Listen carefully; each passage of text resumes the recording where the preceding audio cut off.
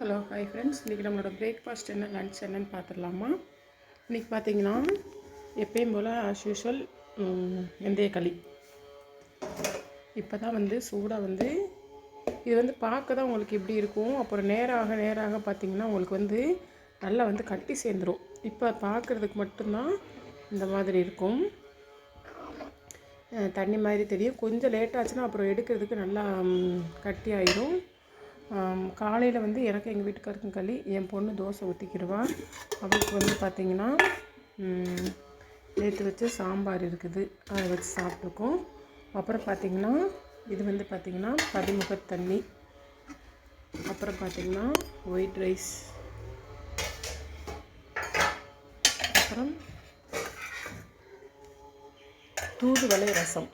தூதுவளை இலை இருக்கு இல்லையா, அதில் எல்லாத்தையுமே கொஞ்சம் சளி பிடிச்ச மாதிரி இருந்தது, அதனால் கொஞ்சம் தூதுவளை ரசம்.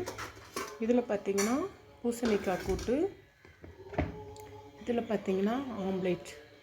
இதுதான் ஃப்ரெண்ட்ஸ் இன்றைக்கி எங்களோட பிரேக்ஃபாஸ்ட்டும் லன்ச்சும். என் பொண்ணுக்கு எப்பயும் போல் ஒரு பாக்ஸில், குட்டி பாக்ஸில் கொஞ்சம் களியை வச்சு கொடுத்துருவேன். இதுதான் இன்றைக்கி எங்களோட பிரேக்ஃபாஸ்ட்டும் லன்ச்சும்.